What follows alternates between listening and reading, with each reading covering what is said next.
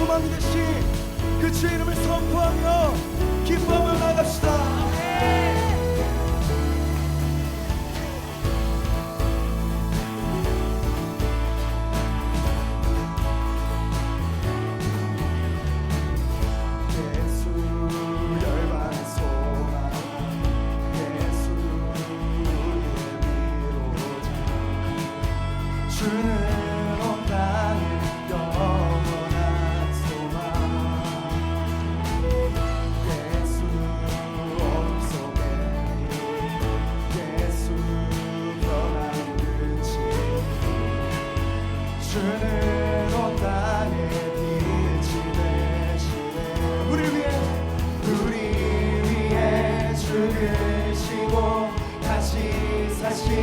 생명의 주 우리 위해 죽으시고 다시 사신 생명의 주 주님만이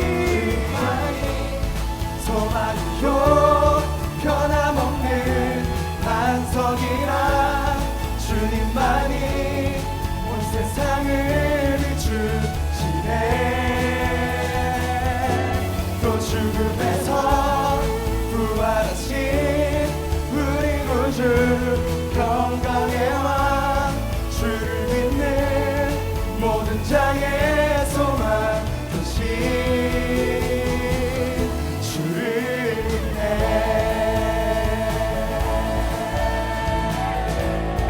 우리 한 번 더 고백합시다. 예수 열방에 열방의 소망 예수 주는 온 땅에 영원한 소망 예수 어둠 속에 빛 예수 변함없는 진리 주는 온 땅에 빛이 되시네. 예수 열방의 소망 예수 열방의 소망 예수 주는 온 땅에 영원한 소망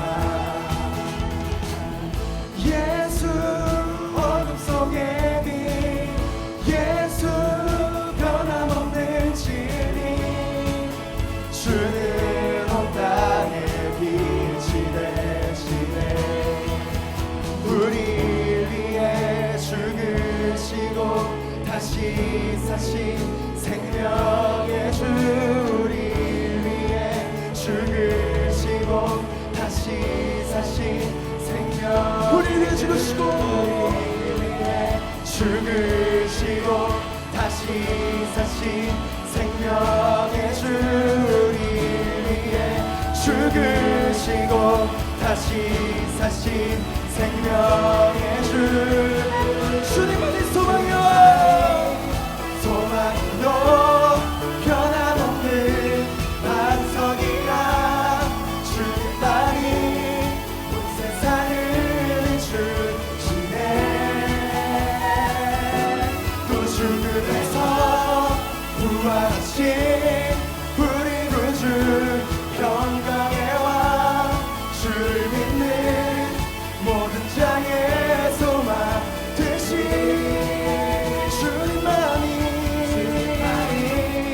소망이요 변함없는 반석이라 주님만이 온 세상을 비추시네.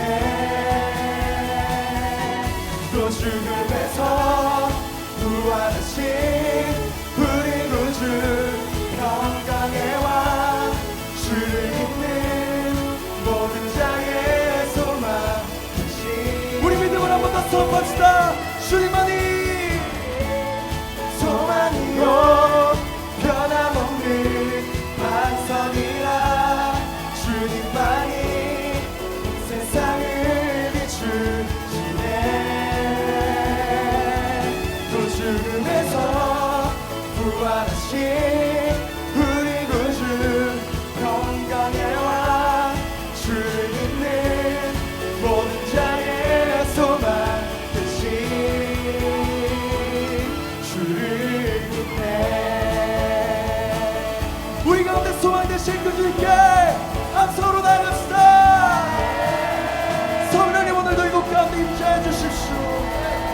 주님의 넘치는 소망으로 우리 심령을 채워주시옵소서. 넘치는 생명력으로 우리 영 가운데 새롭게 해주시옵소서. 할렐루야.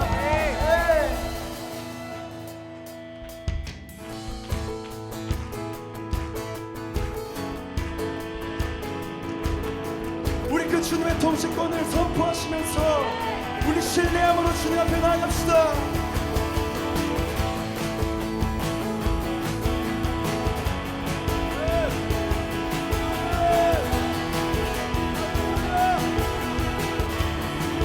온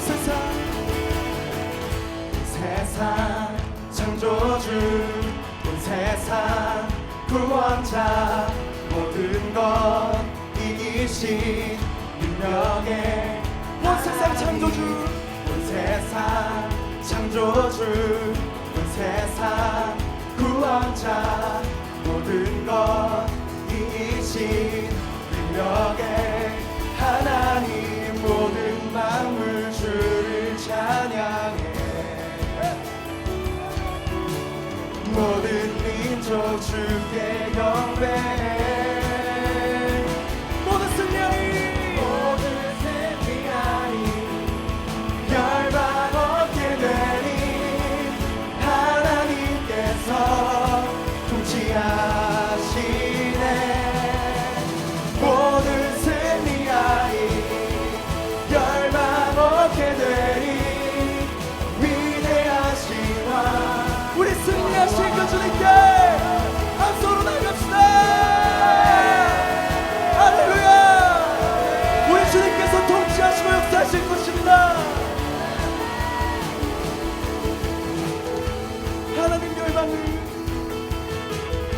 하나님 열방을 우리에게 주셨네 그 명령 따라서 열방을 하나님 열방을 우리에게 주셨네 그 명령 따라서 열방을 우리 한 번 더 선포합시다. 하나님 열방을 우리에게 주셨네 그 명령 따라서 열방을 취하니 모든 만물 주를 찬양해 모든 민족 주께 경배해 모든 만물 주를 찬양해 모든 민족이 주님께 주께 경배해 모든 만물이 주를 찬양해 모든 민족 주께 경배해 우리 선포합시다. 모든 승리하리 열방 얻게 되니 하나님께서 통치하시네 모든 승리하리 열방 얻게 되니 위대하신 왕 여호와 모든 승리하리 열방 얻게 되리 하나님께서 통치하시네 모든 승리하리 열방 얻게 되니 위대하신 왕 여호와 찬양 할렐루야. 찬양 할렐루야 우리 주님께 고백합시다. 하나님께서 통치하시네 찬양 할렐루야 찬양 할렐루야 위대하신 왕 여호와 온 열방 가운데 일하시는 그 주의 이름을 높여드리며 찬양합니다. 성령님 오늘 이 자리 가운데도 운행하여 주십시오. 오늘 이곳 가운데도 좌정하여 주셔서 성령으로 운행하여 주시옵소서. 성령의 일하심을 보기 원합니다. 찬양합니다. 역사해 주시옵소서.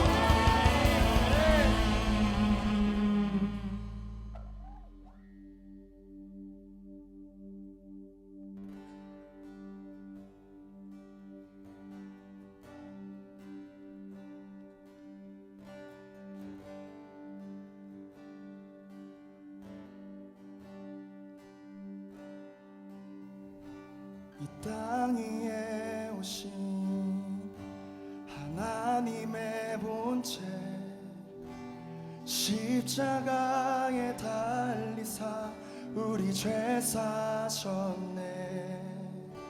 하나님이 그를 지극히 높여 모든 이름 위에 뛰어난 이름을 주사 우리 예수 이름 앞에 절하고 모든 입이 주를 치네. 영광 중에 오실 주를 보리라 선포해.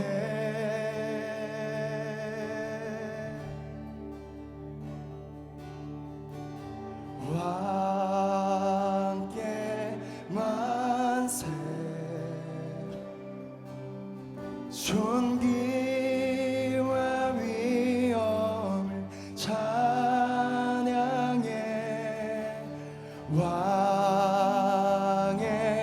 왕께 만세 주 예수 하나님.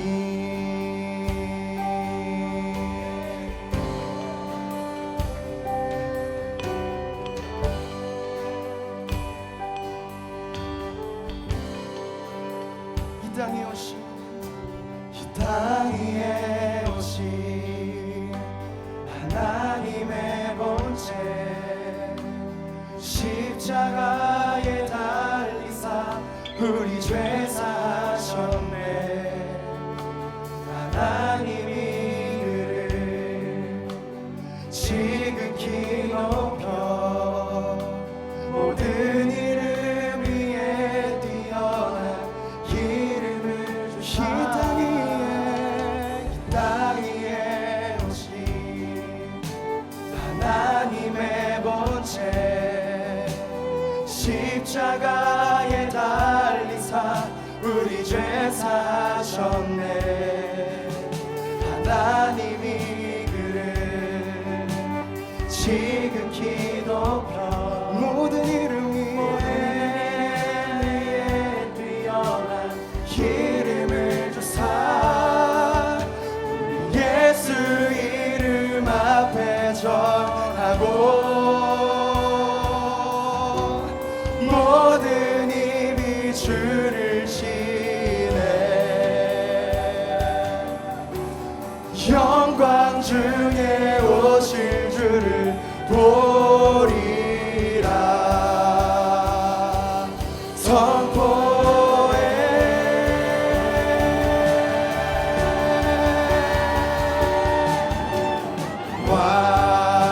왕께 만세 존귀와 위엄을 찬양해. 왕께 만세 주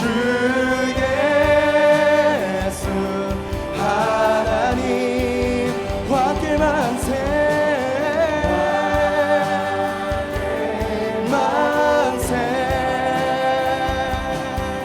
존귀와 위엄을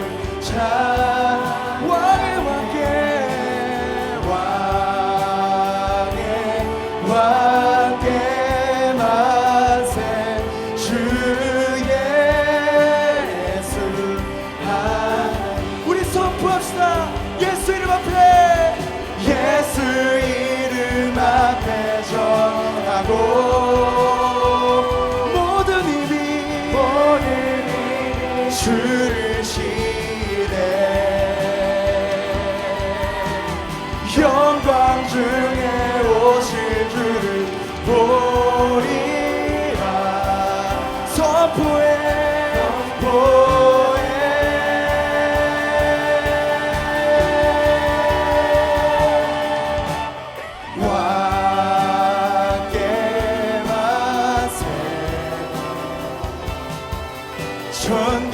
존귀와 위엄을 찬양해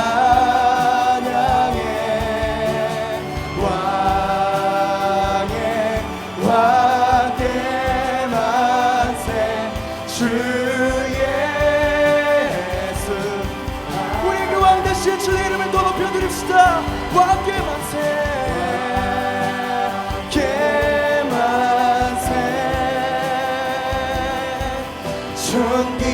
존귀와 위엄을 찬양해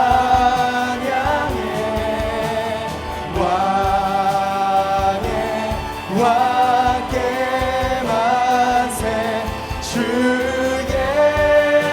예수 예수 이름 높이세 예수 이름 높이세 능력의 그 이름 예수 이름 높이세 구원의 그 이름 예수 이름을 부르는 자 예수 이름을 믿는 자 믿는 자 예수 이름 앞에 나오는 자 복이 있도다 예수 이름 높이세 능력의 그 이름 예수 이름 높이세 구원의 그 이름 예수 이름을 부르는 자 예수 이름을 믿는 자 예수 이름 앞에 나오는 자 복이 있도다 우리 더욱더 그 주의 이름을 선포하시면서 주의 이름 높여드립시다. 예수 이름 높이 할렐루야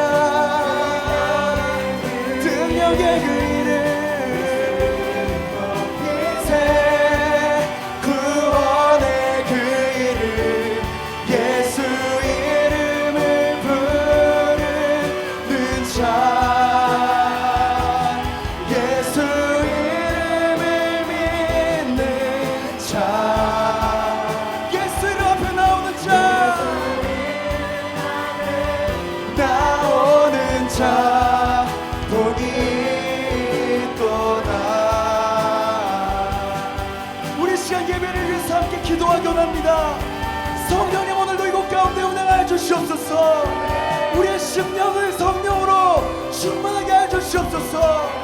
말씀을 선포하시는 왕성훈 목사님 성령으로 동행하여 주시며 그 생명의 말씀들이 오늘 나의 삶을 일으킨 역사 있게 하여 주시옵소서. 우리 간절한 소망을 가지고 주의 이름을 세번을 치시면서 함께 기도함으로 나아갑시다.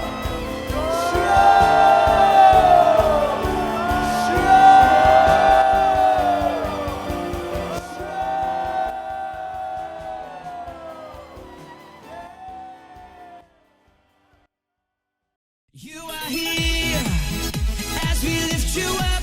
You were riding on our praise, being thrown over everything. You were seated in our praise. This is prophetic, I can feel it in the air. We lift our praise and you change the atmosphere. 누구든지 이 산더러 들려 저 바다에 던져지라 직접 명령하는 거예요. 산이 던져질지어다. Our praise, make it louder than any other. Lift him up and shout his name. 너의 약점과 취약을 이미 알고도 너희를 사랑하는 내 아들을 봐라. 약할 때 강함이 되시는 내 아들을 봐라.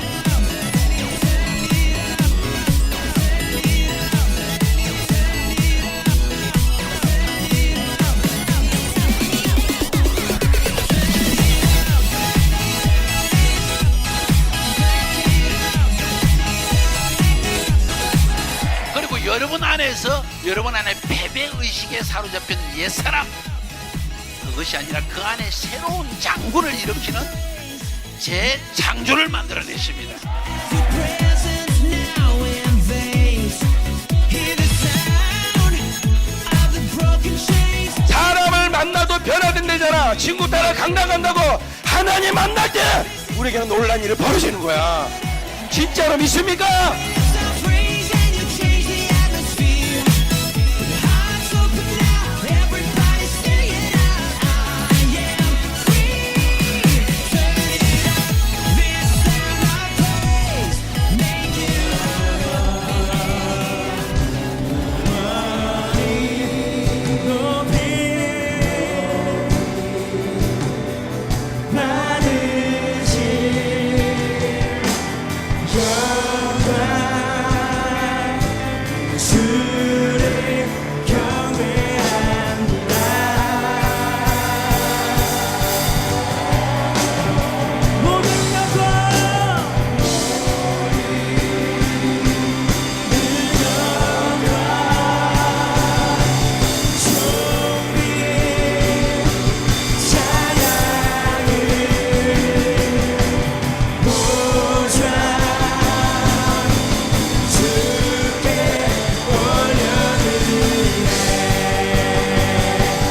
주 예수를 살리시리라.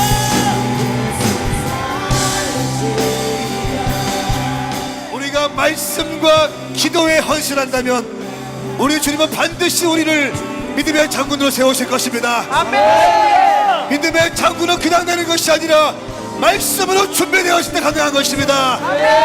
우리가 기도할 때 가능한 것입니다.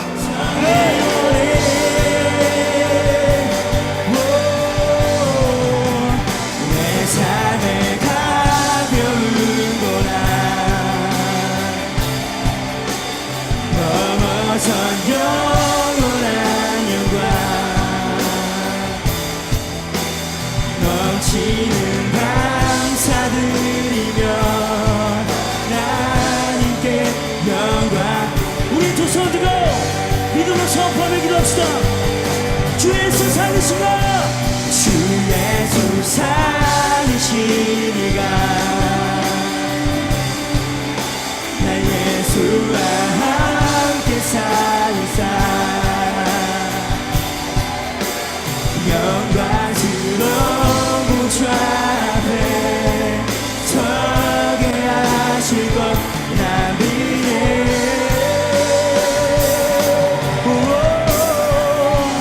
내 삶의 가벼운 고난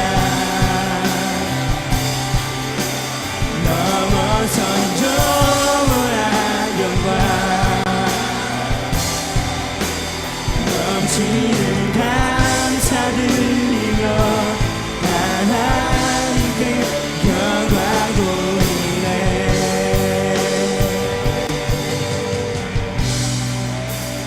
넘치는 감사드리며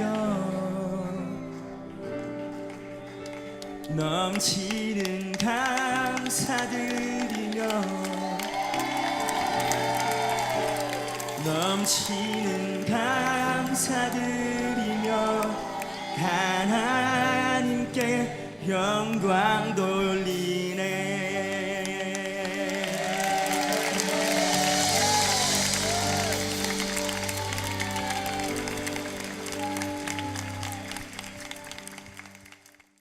헤롯 아그리파 1세가 이제 본격적으로 교회를 핍박하기 시작하고 초대교회의 상징적인 인물이었던 베드로를 감옥에 가둡니다.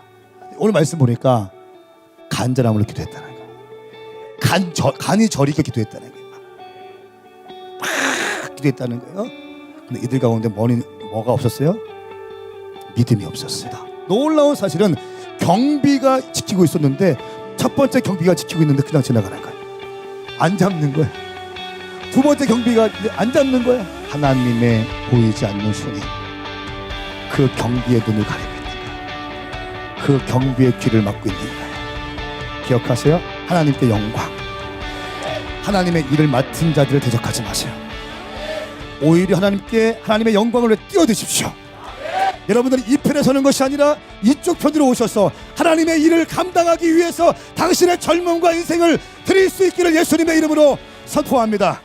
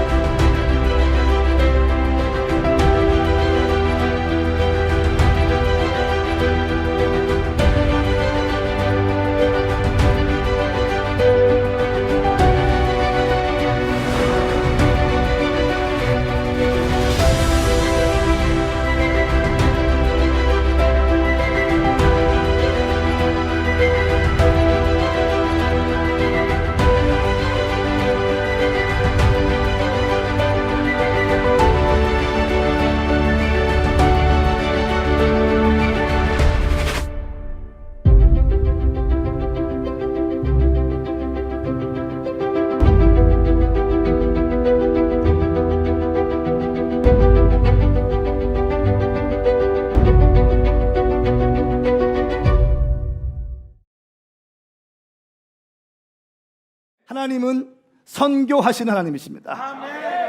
미셔너리 갓, 선교하시는 분이십니다. 그러므로 우리 교회는 선교하는 교회가 되어야 됩니다. 우리 교회 가운데 선교위원회를 만들어 놓고 선교가 한 위원을 만들어 놓고 한 부분을 담당하는 것이 아니라 교회 전체가 선교적이 되어야 됩니다. 우리 인생 가운데 어떤 시간들만 선교 아웃리치 갔다 와서 선교했다가 아니라 우리 삶 전체가 선교적이 되어야 됩니다. 저는 오늘 사도행전 13장 1절부터 12절까지의 말씀을 의거해서 미셔널 처치, 미셔널 라이프라고 하는 제목으로 하나님 말씀을 나누겠습니다. 오늘 이 13장 말씀을 쭉 보면 세 단락으로 나눌 수 있습니다. 1절부터 2절까지 말씀을 보면 안디옥 교회가 어떻게 선교를 시작했는가 나옵니다. 그리고 4절부터 12절까지는 바울이 키프로스, 구브로, 바나바의 고향입니다. 구브로에서 어떻게 사역했는지 나옵니다. 그리고 13절부터 52절까지 말씀은 바울이 비시디아 안디옥에서 어떻게 복음 전도 사역을 했는지 나옵니다.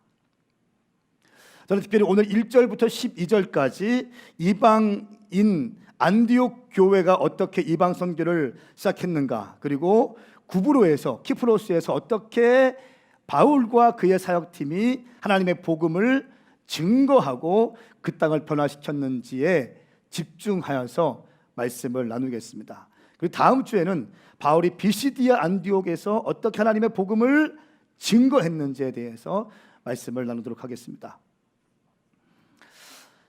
안디옥 교회에 의해서 이방 선교가 시작되어졌습니다. 오늘 말씀을 보면 어떻게 이방 선교가 시작되었는지 나와 있습니다. 오늘 이 말씀을 보면서 우리 교회는 어떻게 선교적으로 준비되어야 되는지, 우리 교회 방향성이 어떻게 가야 되는지, 더 깊이 들어가면 내 인생의 방향성이 어떻게 설정되어야 되는지까지 나와 있습니다. 사도행전 11장 말씀에서 안디옥의 몇몇 이방인들을 위한 전도팀이 세워졌습니다. 남들은 다 유대인들을 위해서 복음을 증거하고 있는데 몇몇 사람들은 이방 사람들에게 시선이 갔다는 거예요. 모두가 다 이쪽으로 가고 있는데 유대인들을 위해서 복음을 증거하고 있는데 말씀을 가만히 보니까 몇몇 사람들은 이방인들을 향해서 눈이 가 있다는 거예요. 그 당시에 그 정서는 이방인들은 예수 믿어도 구원받을 수 없다고 굳게 믿고 있었어요. 그런 가운데 몇몇 예수 믿은 사람들은 이방인들에게 시선이 띄어지기 시작했다는 것입니다. 그리고 그 몇몇 사람들에 의해서 안디옥 땅 가운데 복음이 흘러가기 시작하고 말씀을 보니까 많은 사람들이 예수를 영접했다고 나와 있어요. 그리고 그 소식을 들은 예루살렘 교회에서 바나바를 파송합니다. 예루살렘 교회의 리더십이었던 바나바가 안디옥에 가서 복음을 선포하고 가르치기 시작하니까 안디옥이 많은 믿는 사람들이 믿음이 막 세워지기 시작하는 거예요. 근데 바나바가 그것을 자기 혼자 취하지 않고 자기와 함께 런닝 메이트였고 또 하나님을 인격적으로 경험했고 예수 믿는 사람들을 잡아 죽이던 바울이었지만 예수님의 복음을 인카운터하고 체험적인 신앙이 있으며 헬라어가 능통하고 또 율법에 능통한 말씀에도 능통하며 체험적인 신앙도 있으며 이방인들을 위해서 복음을 증거하기 위해서 너무나 언어가 잘 준비되었던 바울을 다소까지 가서 픽업합니다. 그래서 비전 캐스팅을 해서 함께 안디옥에서 이런 일이 일어나고 있으니 함께 가자고 비전 캐스팅하고 바나바와 바울이 함께 안디옥에 와서 말씀을 가르치고 말씀을 선포하고 구체적으로 말씀드리면 제자화 사역을 하기 시작할 때 그 안디옥 가운데 있던 교회가 빵 하고 터지기 시작하는 것입니다. 그리고 그 안디옥 지역이 복음으로 이글이글 거리기 시작합니다. 이렇게 11장은 끝나고 12장에 넘어와서 베드로가 감옥에 갇히죠. 그리고 헤롯이 베드로와 야고보를 순교시키고 베드로를 감옥에 가둡니다. 그리고 성도들은 모여서 기도하기 시작합니다. 그리고 베드로가 풀려나기 시작하는 거죠. 그리고 나서 하반절을 말씀해 보니까 헤롯 왕이 한낱 미물에 불과했던 벌레에 물려서 죽임을 당한다. 그래서 제가 말씀드려서 하나님의 일을, 하나님의 임무를 수행하는 하나님의 사람들을 대적하지 말 것을 제가 말씀드렸습니다. 최고의 권력자였던 헤롯이 한낱 미물, 벌레에 물려서 죽게 된다. 그리고 이것은 하나님의 보이지 않는 손에 의해서 이것이 이렇게 되었다라고 말씀드렸습니다. 그리고 오늘 말씀은 사도행전 13장 말씀인데요, 안디옥 교회에서 선교사를 파송하는 장면이 나옵니다. 저는 1절부터 12절까지 말씀을 통해서 안디옥 교회의 특징 3가지, 그리고 바울의 이방인 선교할 때의 선교 전략 2가지, 이것에 집중해서 말씀을 나누겠습니다. 기대가 되십니까? 자, 먼저 13장 1절부터 3절까지의 말씀을 함께 읽겠습니다. 이 말씀은 살아계신 하나님 말씀입니다. 시작. 안디옥 교회에는 예언자들과 교사들이 있었습니다. 그들은 바나바, 니게라고 하는 시몬, 구레네 사람 루기오, 분봉한 헤롯 안티파스와 어릴 때부터 함께 자란 아나인, 그리고 사울이었습니다. 그들이 주께 예배드리며 금식하고 있을 때 성령께서 그들에게 너희는 바나바와 사울을 세워 내가 그들에게 맡긴 일을 하게 하라고 말씀하셨습니다. 그래서 그들은 금식하며 기도한 후 바나바와 사울에게 손을 얹고 그들을 보냈습니다. 아멘. 아멘. 안디옥 교회의 특징이 나오는데요, 안디옥 교회를 가만히 보니까 안디옥 교회는 다문화권에 있는 교회였습니다. 안디옥은 로마, 또 알렉산드리아, 그리고 안디옥, 이 3번째 도시였습니다. 약 50만의 인구가 살고 있었고 2만 5천 명의 유대인들이 살고 있었어요. 다양한 민족들, 다양한 국가, 다양한 피부, 다양한 사람들이 모여서 살던 곳이 안디옥이었습니다. 오늘 말씀을 보니까 안디옥 교회는 예언자들과 교사들이 있었습니다. 이렇게 말해요. 예언자, 하나님의 아버지의 마음을 받아낼 수 있는 자라는 거예요. 하나님의 음성을 들을 수 있는 자. 그리고 교사, 하나님의 말씀을 티칭하는 자. 다시 말하면 하나님의 말씀에 입각해서 하나님의 비전을 보여줄 수 있고 하나님의 말씀을 성도들에게 가르쳐 줄 수 있는 교사가 있었는데, 그 사람들의 5명의 사람들이 또 등장합니다. 그들은 바나바, 니게르라고 하는 시몬, 구레네 사람 루기오, 분봉왕 헤롯 안티파스와 어릴 때부터 함께 자란 마나엔, 그리고 사울이었습니다. 이렇게 말씀하고 있어요. 초대교회는 이런 어떤 그 조직적인 큰 대형 교회가 아니라 가정교회 중심으로 되어 있었습니다. 이 안디옥 교회라고 할 때 이 안디옥 교회는요, 한 교회가 크게 모여서 함께 예배 드리는 그런 교회가 아니었어요. 그렇게 할 수도 없었죠.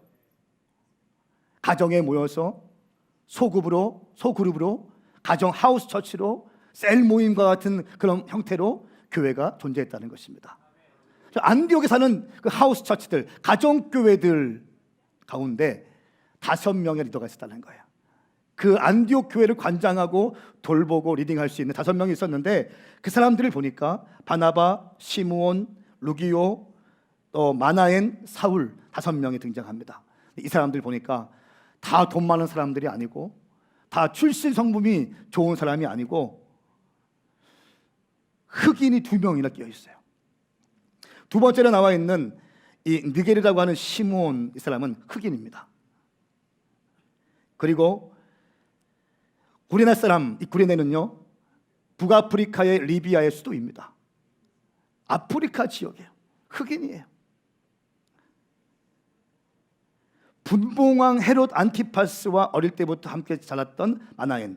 이 당시의 왕들은 혼자 크지 않고 어릴 때부터 함께 말동무도 하고 함께 공부도 배우고 함께 칼 연습도 하고 했던 친구를 귀족들 중에, 귀족의 아들, 딸 중에 한 명을 뽑아서 함께 왕과 함께 성장시켰어요. 외롭지 않도록 하기 위해서.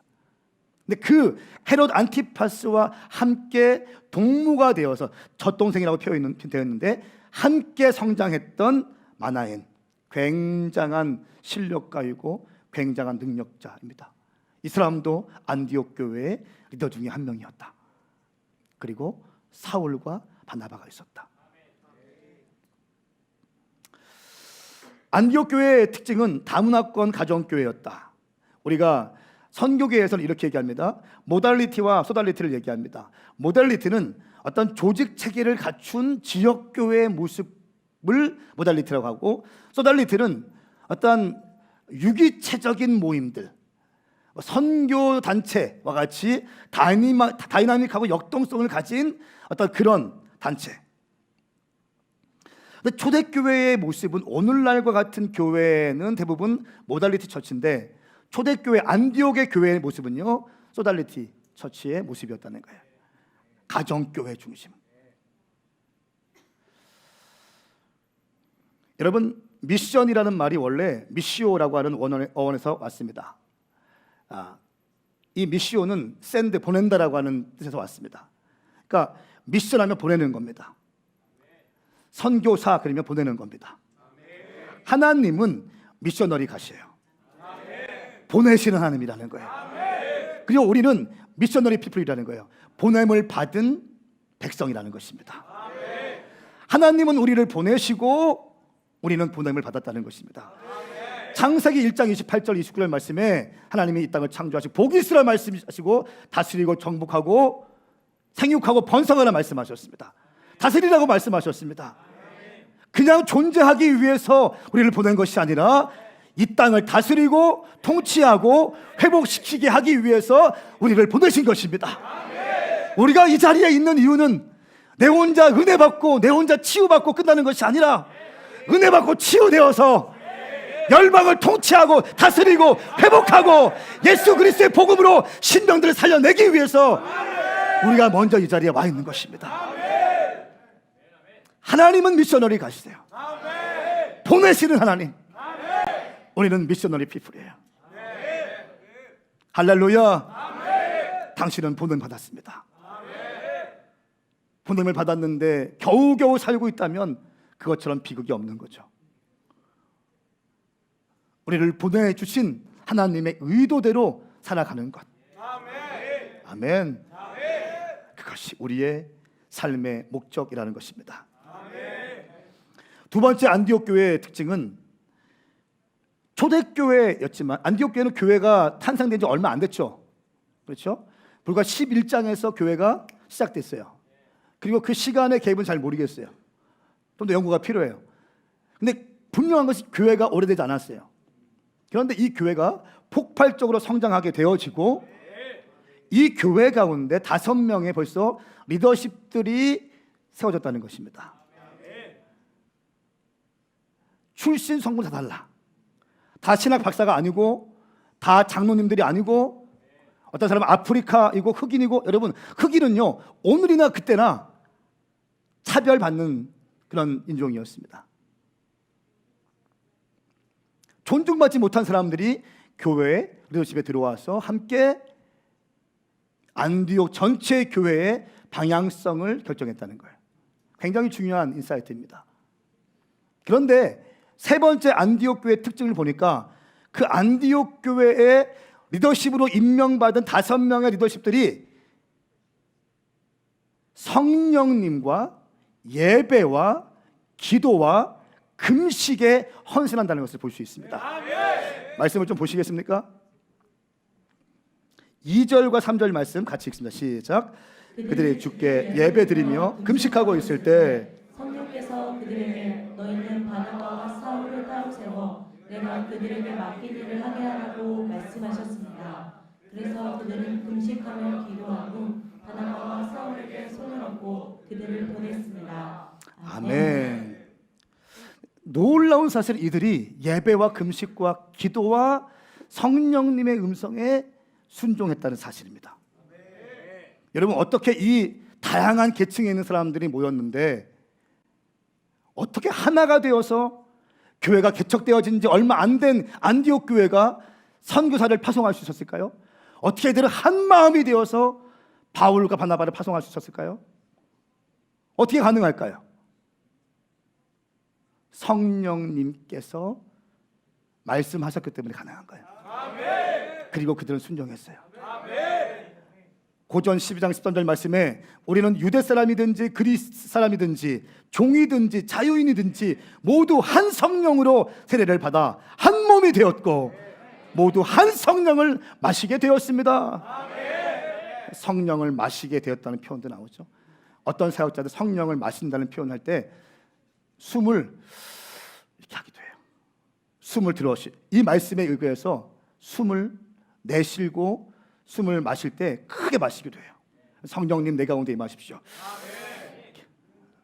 성경 말씀에 의거해서.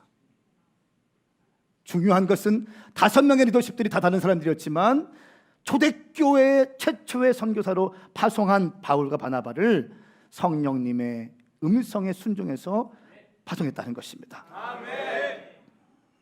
여러분, 이들은 예배와 금식과 기도의 사람들이었고 순종의 사람들이었습니다. 예배를 정말 사모하는 사람들이었나 봐요. 오죽했으면 먹는 것도 끊고 예배해요. 그렇죠? 먹는 거를 포기하고 예배해요. 얼마나 예배가 좋았으면, 얼마나 예배가 달콤했으면, 얼마나 예배 가운데 생명력이 있었으면 먹는 것도 금식하고 예배했다는 거예요. 그리고 그들은 기도했고 성령님이 말씀하실 때 순종하게 되었다는 것입니다. 하나님께 푹 빠져서 예배했다는 것입니다. 신학 박사학위 받은 목사님이 설교하는 것이 아니라 돈 많은 장로님들이 함부로 교회를 좌지우지하는 것이 아니라 이빨 셀 권사님들이 함부로 교회를 좌지우지하는 것이 아니라 정치하는 집사들이 함부로 하는 것이 아니라 예배하고 금식하며 기도하며 성령님의 음성에 순종했을 때 선교사들이 파송되어진 것이에요. 우리가 초대교회로 돌아가자 이 말 많이 하죠. 가장 못 들어가는 게 뭔지 아세요? 이 부분이에요. 이들은 예배했어요. 이들은 금식했어요. 이들은 기도했어요. 이들은 성령님의 음성에 순종했어요. 교회 안에 정치가 다 끊어져야 돼. 한국 교회가 살 길은요, 정치가 끊어지는 겁니다. 정치가 권력이 돼요. 다 끊어져야 돼요. 납작 엎드려져야 돼요. 그렇죠. 예배가 형식화되는 순간 교회는 꺾이기 시작하는 거예요. 예배가 종교화 되기 시작할 때 교회는 시들기 시작하는 거예요. 저는 그걸 막아내야죠. 예배 순서를 막 뒤죽박죽 하기도 하고 막 앉았다가 일어났다 막 하고 막 한 명도 졸지 못하게 깨어있게. 이것이 교회. 역동성이 있는 교회. 예배할 때 성령님이 말씀하셨다는 겁니다. 2절 말씀에 예배 드리며 금식하고 있을 때 먹는 걸 다 뒤로하고 하나님께 푹 빠져서 예배하고 있을 때 성령께서 그들에게 말씀하셨습니다. 너희는 바나바와 사울을 따로 세워서 내가 그들에게 맡긴 일을 하게 하라. 따로 세우라. 내가 그들에게 맡긴 일이 있는데 그 일을 해야 된다. 리더십들은 그 음성을 들었다는 거예요. 3절 말씀 보니까 또다시 그들이 금식하고 기도한 후에 또 금식해요. 또 기도해요. 초대교회 성도들은요, 일주일에 금요일과 화요일 혹은 수요일 일주일에 2번씩 풀타임으로 금식했대요. 금요일 확실하고 화요일인가 수요일 잘 기억 안 나. 하여튼간 일주일에 2번 이상씩 금식했다는 거예요. 예배하고 기도하고. 그리고 바나바와 바울, 사울에게 손을 얹고 그들을 보냈다는 거예요. 함께 축복해주고. 개역개정 말씀 보니까 안수하고. 저는 우리 교회가 정말 선교하는 교회가 되었으면 좋겠습니다. 이름만 선교하는 교회가 아니라 진짜 선교하는 교회 되었습니다. 선교에 미친 교회가 되었으면 좋겠어요. 선교위원회 만들어 놓고 선교위원장 만들어 놓고 한번 헌금 찍하고 이게 아니라 교회 전체가 선교에 미친 교회. 저희가 왜 아우리치 많이 가는 줄 아세요? 교회로 하여금 선교의 영을 심어 넣기 위해서요. 우리가 일주일 동안 아우리치 가봤자 뭘 하겠어요? 아무것도 못해요. 오히려 어떨 때는 선교지에 있는 성도님들에게 피해가 될 때가 있어요. 그럼에도 불구하고 아우리치를 보내는 이유는 갔다 오면 10년 가운데 선교의 영이 들어가요. 선교의 영이 심겨지게 되는 겁니다. 할렐루야. 예배할 때, 금식할 때 성령이 말씀하셨다는 거예요. 저는 오늘 예배할 때 당신 가운데 말씀하시는 성령님의 음성을 드릴 수 있게 축복합니다. 드릴 수 있게 축복합니다. 예배할 때, 기도할 때 성령님이 말씀하신다는 거예요. 소년원 캠프 가. 날씨 덥지? 가서 땀 뻘뻘뻘 흘려. 제대로 씻지도 못하고 있지만 가서 땀 뻘뻘뻘 흘려. 네가 나를 위해서 봉사팀으로 그 갇힌 아이들을 위해서, 아무도 돌아보지 않는 아이들을 위해서, 부모까지 버린 아이들을 위해서 네가 내 대신 내 손이 되고 내 눈이 되어서 그들을 섬겨주지 않겠니? 그런 음성이 들리게 축복합니다. 할렐루야. PK, MK를 위해서 나름대로 상처받고 가슴에 구멍이 난 PK들, MK들을 위해서 네가 가서 봉사하고 땀 흘리고 함께 이야기하고 특별히 수영도 하고 그러지 않겠니? 알바도 해야 되고 취업도 해야 되고 공부도 해야 되는데 다들 빼고 있는데 네가 좀 하면 어떻겠니? 이런 성령님의 음성에 순종할 수 있게 축복합니다. 네, 그러면 하나님의 일은 순종하는 소수에 의해서 진행됩니다. 전 이거를 분명히 믿고 있어요.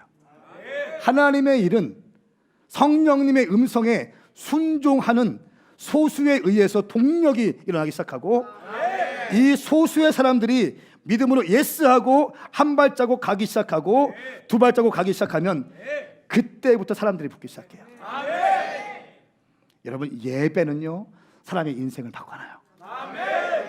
그거 아세요? 이번 킹덤 컨퍼런스 때 제가 놀라운 소식을 들었어요. 어제 깜짝으로 해서 저와 함께 밥 먹을 사람들 모집했어요. 그래서 하여튼 밥 먹었는데 밥 먹고 늦게까지 같이 있었어요. 같이 있었는데 이런 얘기를 하더라고요.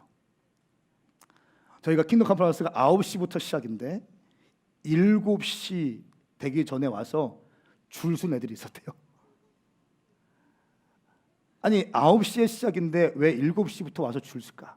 그 더운데 또 로비는 에어컨이 안 됐잖아요.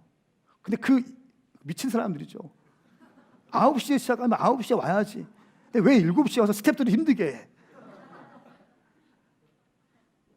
그 교회가 대구 제2교회였어요. 대구 제2교회. 근데 그 교회가 제가 한 1년 전, 한 8, 9개월 전에 집회 갔던 교회예요. 청년부 수련회 집회 오후에 한 번, 저녁에 한 번 가서 갔는데 한 20명 모여 있더라고요. 20명. 그래서 저희는 3명, 4명이 갔는데 20명 모여 있더라고요. 107년 된 교회인데 청년들이 막 이렇게 죽어가고 힘이 없고 그런 교회. 그런 교회 아니죠. 교회는 엄청 크고 역사는 오래됐는데 죽어가는 교회. 수련회 청년들 20명 정도밖에 안 모인 교회 갔어요. 한 오후에 갔는데 아무것도 준비가 안 되는, 무슨 뭐 이렇게 보면 때도 없고 물도 준비가 제대로 안 되고 막 그런 거 있죠. 힘들었어 마음이. 오후에 설교하는데 뭐가 잘 안 들어가는 애들을 그냥 막 하품하고 있고 막 이러는 거예요.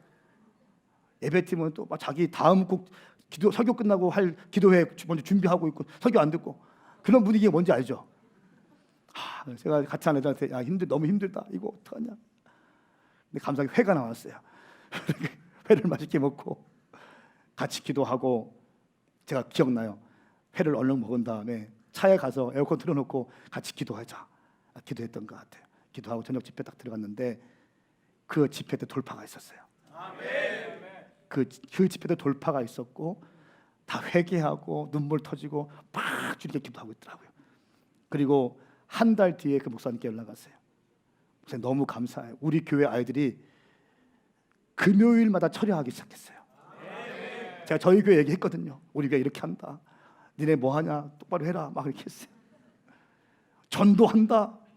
그 교회 철야한 다음에 대구 이기로 목사님 팀과 함께 대구 백화점 앞에서 매주 토요일에 전도한다 하더라고요.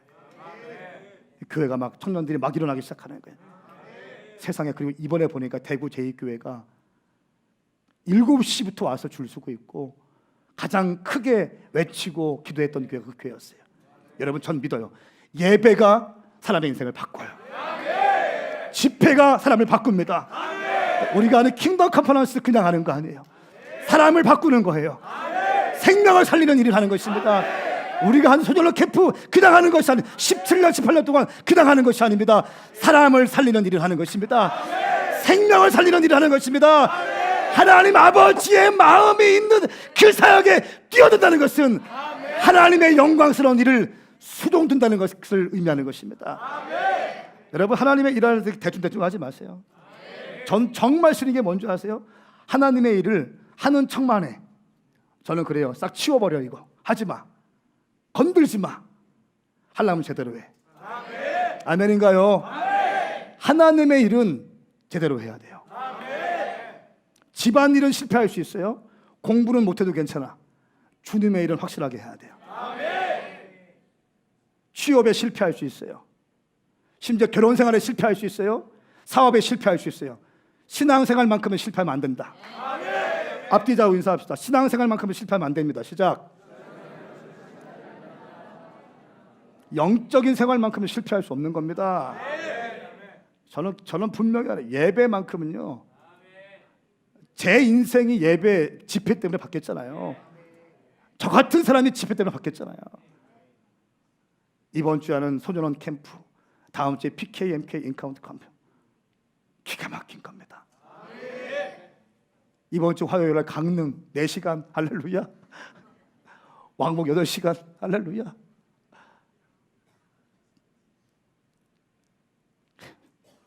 또 열심히 또 회 한 접시 먹고 다음날 아침에 수영도 한번 하고 가야죠.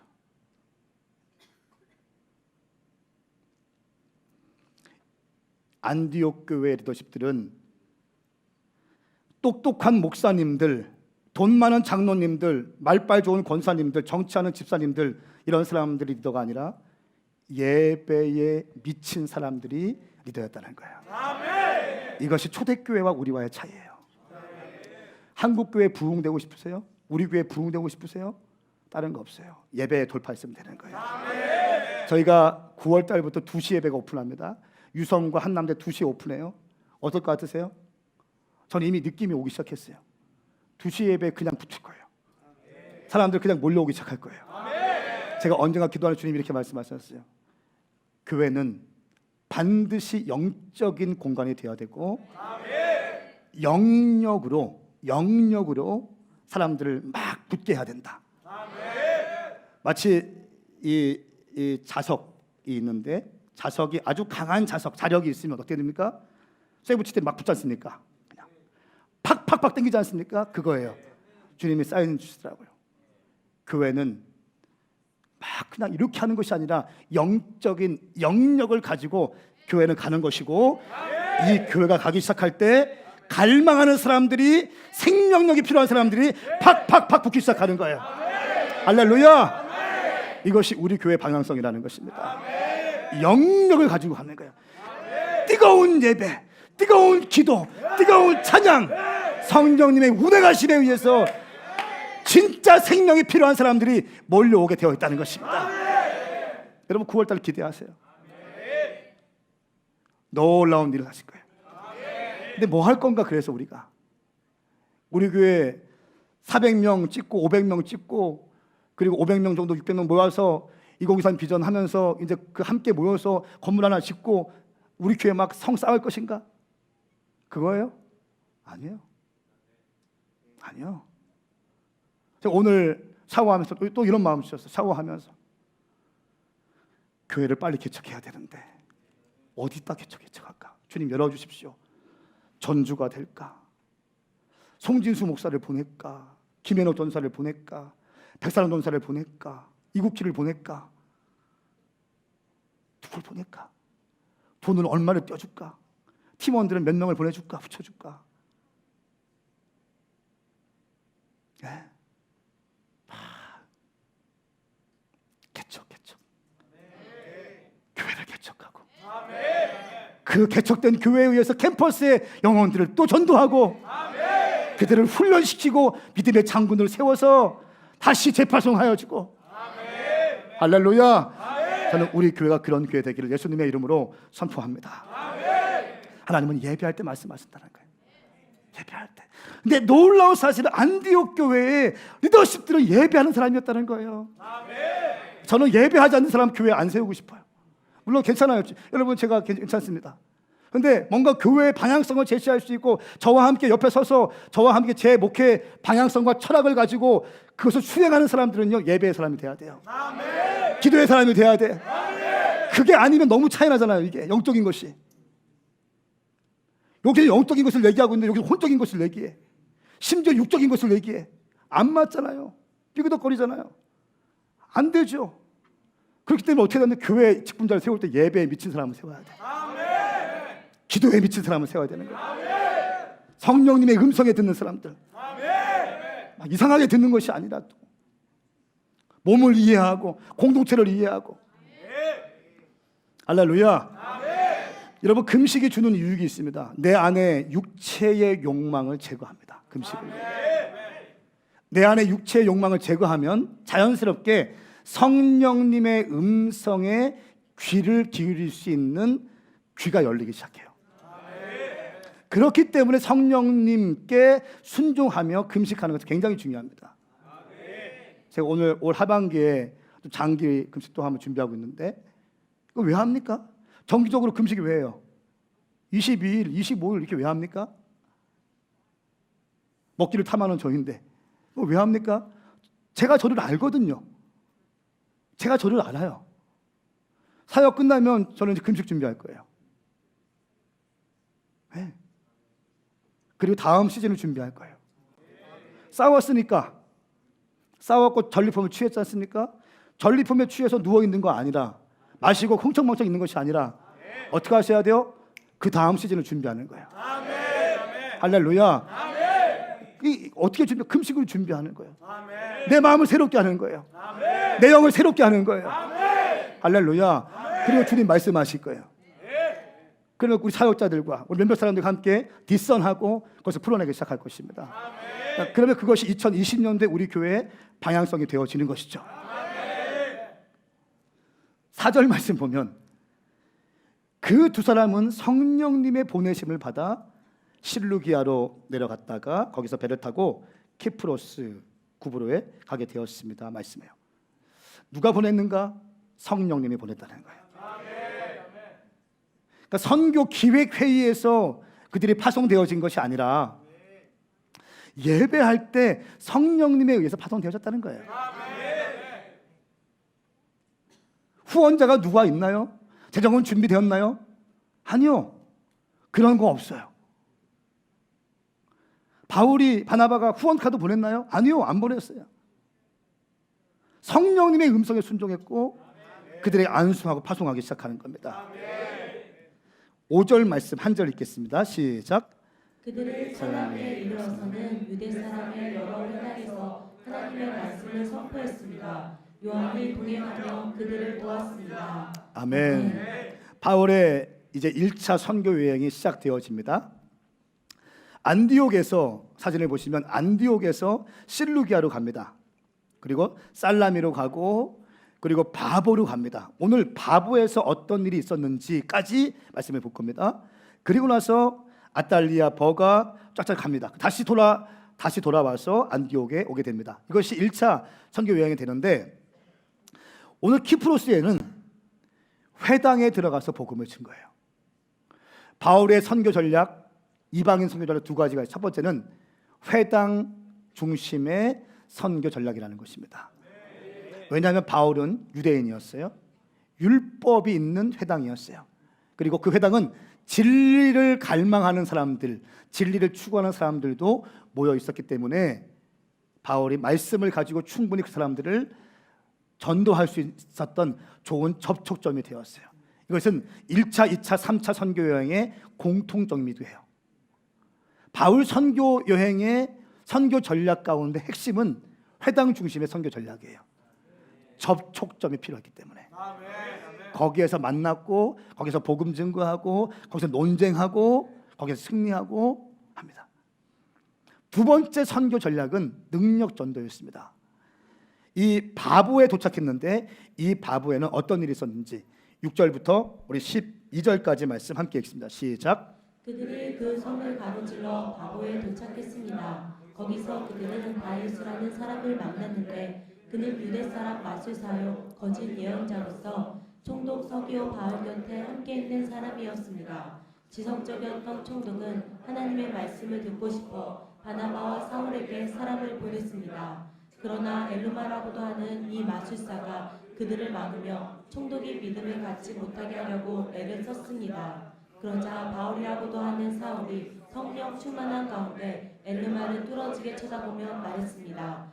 이 마귀의 자식아, 너는 모든 의의 원수로다. 너는 가진 속임수와 거짓으로 가득 차 있구나. 주의 바른 길을 어지럽게 하는 일을 그치지 못하겠느냐. 이제 주의 손이 너를 치심으로 내 눈이 멀어 얼마 동안 햇빛을 보지 못할 것이다. 그러자 즉시 안개와 어둠이 그를 덮쳤고 그는 이리저리 더듬으며 자기 손을 잡아 이끌어줄 사람을 찾았습니다. 이 일을 보자 총독이 믿게 됐고 주의 나라의 가르침에 그저 놀랄 뿐이었습니다. 아멘. 이 말씀은 살아계신 하나님 말씀입니다. 바보에 도착했는데 총독 서기오가 있었습니다. 총독 서기오 바울이 있었는데 이 바울 옆에는 바예수라고 하는 마술사요 또 점장이가 있었습니다. 이게 무슨 말이냐 하면요, 정치인들 옆에는 어떤 주술사 또 점성술과 마술사, 여기 보니까 거짓 예언자, 이런 사람들이 있었습니다. 바보에 있는 총독 서기오 바울 곁에 바예수라고 하는 유대 사람 마술사 거짓 예언자가 있었어요. 그런데 이 바나바와 바울이 왔다는 소식을 듣고 총독 서기오 바울이 복음을 듣고 싶었는데, 이 사람은 지성적인 사람이라고 나와 있어요. 복음을 듣고 싶었는데 바예수가 막아버리는 거예요. 그때 9절 말씀 보십시오. 그러자 바울이 성령 충만한 가운데 엘루마를 뚫어지게 쳐다봅니다. 뚫어지게 쳐다보면서 10절과 같이 선포해요. 10절 말씀을 내가 바울이라 생각하고 선포합시다.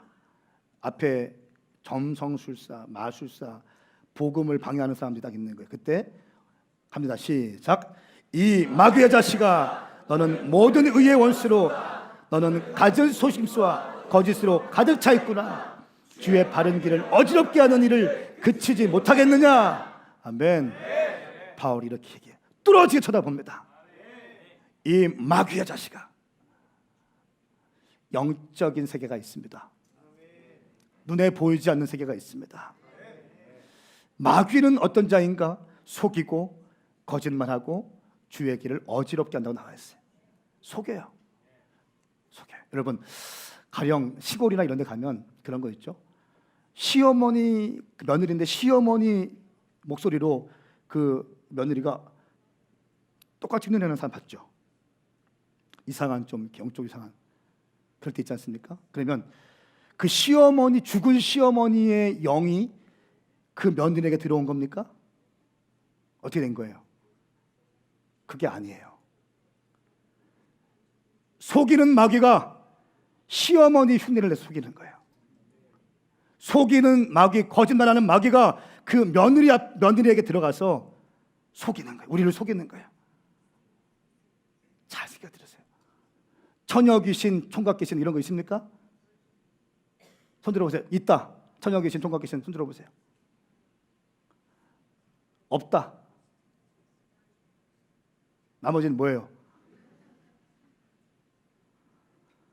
귀신은 성별이 없습니다. 성별이 없어요. 속지 마십시오. 총각 귀신이 있다고 믿는 사람들, 그 민족에게 총각 귀신처럼 등장하는 거예요. 마귀가 속이는 거예요. 그 며느리가 시어머니에게 큰 원한이 있으면 그 귀신들이 시어머니의 모습을 하고 들어와서 앉아 있는 거예요. 그런 게 아니에요.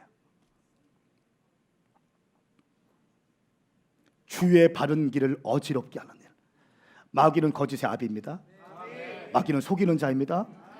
주의 일을 어지럽게 만들어버려. 하나님의 일을 어지럽게 만들어버려. 바보 땅에 와서 복음이 선포되어져야 되고 청독 서기오 바울에게 복음이 들어가면 이 엄청난 영적인 돌파가 있을 텐데 그것을 딱 막기 위해서 복음을 듣지 못하게 막아버리는 거예요. 영적인 방해인 것을 바울이 알고 쏘아보면서 얘기하는 거예요. 사랑하는 여러분, 저는 우리 가운데 이런 영적인 권세가 있게 축복합니다. 영적인 민감성이 있게 축복합니다. 그리고 이 일을 보자마자 바울이 이렇게 선포하죠. 너는 눈이 지금부터 가려질지어다. 그러자 하나님의 손이, 주의 손이, 지난주에도 주의 손이, 하나님의 보이지 않는 손이 너를 치심으로 내 눈이 멀어 얼마 동안 햇빛을 보지 못할 것이다 선포하니까 갑자기 안개와 어둠이 그를 덮치기 시작하는 거예요. 그래서 그 바에수라는 그 마술사가 막 도와줄 사람 찾고 있죠. 이것을 보았던 총독 서기오 바울이 예수님을 믿게 되고 가르침을 받고 놀라게 되는 것입니다. 역시 바울의 사역도 예수님의 사역의 방식과 똑같습니다. 예수님은 치유하시고 복음을 증거하셨습니다. 그렇죠? 베드로도 성전 미문에 앉아있던 안진뱅이를 치유하고 복음을 증거했어요. 왜냐하면 육체의 치유로 영혼의 구원을 받을 수 없기 때문에, 육체의 치유는 육신의 구원을 받을 수 있지만 영혼의 구원은 아니기 때문에 예수님을 내가 영접해야 구원받기 때문에 정확히 복음을 선포했습니다. 치유되었고 복음을 선포했고 복음을 받아들였고 구원받았어요. 마찬가지 오늘 총독 파교도 마찬가지예요. 치유를 보았습니다. 기적을 보았습니다. 그리고 가르침을 받게 되고 예수님을 영접하게 된 것입니다. 사랑하는 여러분, 바울은 선교적 삶의 표본입니다. 오늘 13장 말씀은 교회 개척되어지지 않은, 얼마 전에 개척되어진 이 아직 신생 교회인 안디옥 교회가 그의 리더십들이 함께 기도하고 함께 예배하고 금식하고 성령님의 음성에 순종했을 때 바울과 바나바를 따로 세워서 안수하고 파송했다는 거예요. 그리고 그들은 선교적 삶을 살기 시작합니다. 기억하십시오. 하나님은 미셔너리 가십니다. 보내시는 하나님이십니다. 저는 우리 교회가, 제가 언젠가 말씀드렸죠. 예배하는데 갑자기 청년들이 사라지기 시작하는 거예요. 여기서 뜨겁게 예배하던 사람들이 막 이렇게 지워지기 시작하는 거예요. 제가 저 뒤에서 아웃리치 갔다 왔나 해외 집회 갔다 왔나 비행기 타고 바로 와서 교회 와서, 그때 금요일 날이었는데 막 뜨겁게 찬양하고 있는데 제가 좀 늦게 왔습니다. 늦게 와서 저기 딱 있는데 갑자기 예배 가운데 서가지고 막 예배하고 있는데 한 명씩 한 명씩 지워지기 시작해. 아니 이게 어떻게 되는 거지? 주님 이거 어떻게 된 거예요? 왜 애들이 다 어디 가요? 애들이 선교 나가는 거야. 주님 이게 뭐예요? 애들 선교 나가는 거야. 다 지워더라고요. 특별히 이쪽 지역이 많이 지워지더라고요. 다 지워지더라고요. 주님 저는 어떻게 해요? 또 막 채워지기 시작하더라고요. 채워지고 막 뜨겁게 예배하다 또 지워지기 시작하고 또 나가고 또 채워지기 시작하고. 사랑하는 여러분, 예수님은 선교사이십니다. 하나님 보좌 버리시고 우리 살리기 위해서 타 문화권인 이 땅에 오셔서 복음을 증거하신 분이십니다. 예수님은 선교하시는 분이세요. 예수님 선교사이십니다. 선교가 무엇인가? 가는 겁니다. 내 안정감, 내가 할 일 많고 내가 해야 될 거 많지만 가는 겁니다. 소년원에 가서 땀을 흘리고 봉사하고 아이들에게 C2C를 해주고 1대1로 복음을 가르쳐주고 영접기도까지 하게 하고 간식도 먹고 함께 뒹굴고 함께 울고 함께 노래하고 선교하는 거죠. PK, MK들과 함께 인카운트하면서 캠파이어도 하고 한수기도도 해주고 그들과 함께 먹고 마시고 선교하는 거죠. 캠퍼스에 들어가서 복음 전도하는 거, 선교하는 거죠. 몽골로 가고 필리핀으로 가고 이스라엘로 가고 터키로 가는 거, 선교하는 거죠. 사랑하는 여러분, 저는 우리가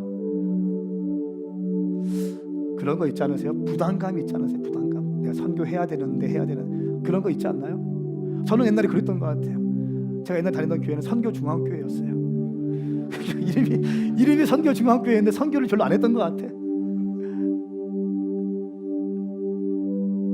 선교중앙교회는 선교의 센터가 돼야 되는데 선교를 못했던 것 같아. 많이 못했던 것 같아. 여러분, 쉬운 거 아니에요. 선교하려면 돈이 필요하잖아요.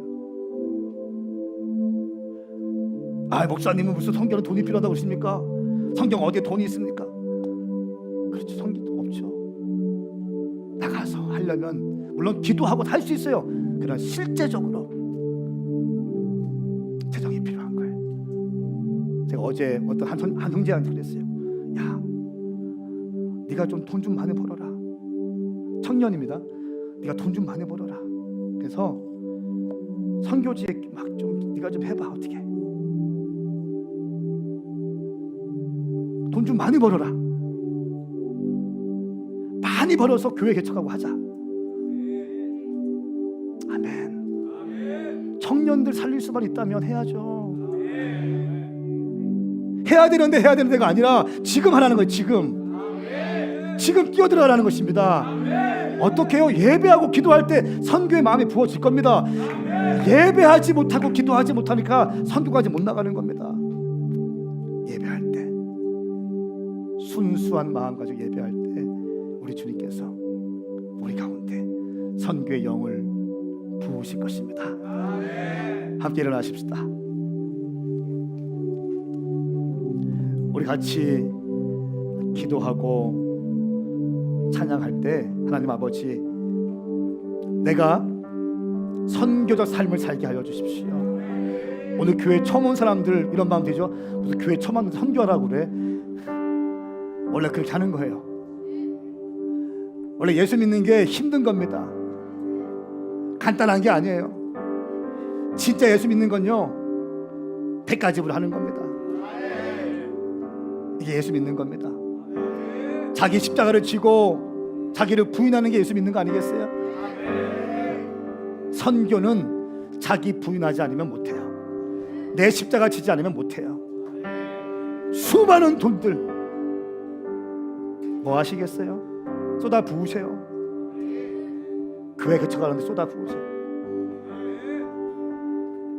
제가 킹덤 컨퍼런스 할 때 이제 마지막 날 밤에 헌금을 콜링하는데 첫 차수에 헌금 콜링을 어떤 분이 하셨어요. 근데 제가 좀 감동이 와서 제가 좀 이렇게 헌금 콜링을 했어. 그냥 믿음으로 딱 던졌어요.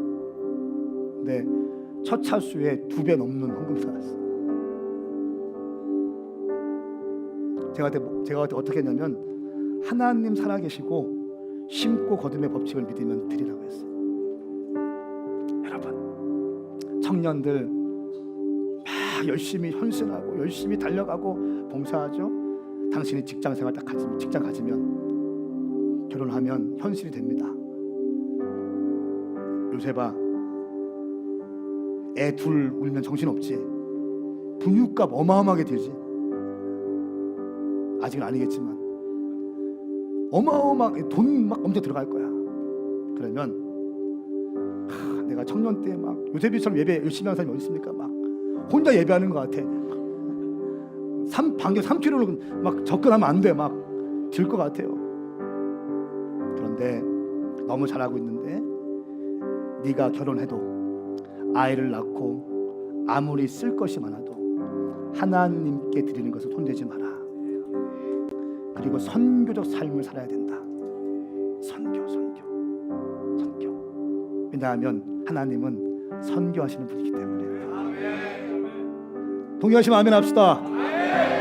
그리고 우리는 선교적 삶을 살아가야 될 성도이고 교회이기 때문에 저는 우리 오메가 교회가 미셔널 처치, 미셔널 라이프의 가치가 각 심령 가운데 심겨지기를 예수님의 이름으로 선포합니다.